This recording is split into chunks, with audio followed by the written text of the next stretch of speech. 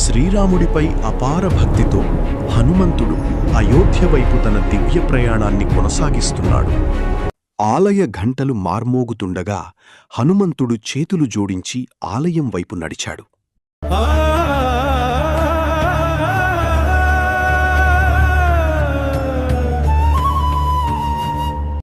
దివ్యకాంతులతో వెలుగుతున్న ఆలయంలో హనుమాన్ బాలరాముడి విగ్రహం చుట్టూ భక్తితో ప్రదక్షిణలు చేస్తున్నాడు. చేతులు జోడించి సంప్రదాయ పూజను భక్తితో నిర్వహిస్తున్నాడు. హనుమాన్ భక్తితో బాలరాముడి విగ్రహానికి ప్రసాదం సమర్పిస్తున్నాడు. కళ్లను మూసుకుని మృదువుగా జై శ్రీరామ్ అని జపిస్తున్నాడు. పూజ అనంతరం హనుమానాలయ ప్రాంగణంలో భక్తులకు ప్రేమతో ప్రసాదం పంచుతున్నాడు. పవిత్ర వటవృక్షం కింద హనుమాన్ గాఢ ధ్యానంలో కూర్చుని జై శ్రీరామ్ అని జపిస్తున్నాడు. చేతిలో పట్టుకుని నిలబడ్డాడు. గాలిలో రెపరెపలాడుతున్న ఆ జెండాపై జై శ్రీరామ్ అనే నామం ప్రకాశిస్తోంది.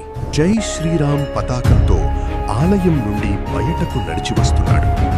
ఆలయ ఘంటలు మార్మోగుతూ పూల రేకులు కురుస్తున్నాయి.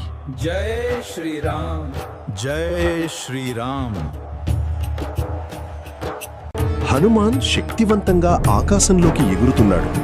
కాషాయ పతాకం గాలిలో రపరపలాడుతోంది. పచ్చని పర్వతంపై మెల్లగా దిగాడు. జలపాతాలు, అడవులు ఆ ప్రదేశాన్ని దివ్యంగా మార్చాయి. హనుమాన్ పవిత్ర గుహలోకి ప్రవేశించి ధ్యానంలో కూర్చున్నాడు. పవిత్ర గుహలో శ్రీరామ, సీత మరియు లక్ష్మణ విగ్రహాలను చూసి హనుమాన్ శ్రీరామ్, జై రామ్, జై జై Ram. Jai Shri Ram. Please subscribe to Travel Solo with Kiran YouTube channel. Like, share, comment. Jai Shri Ram.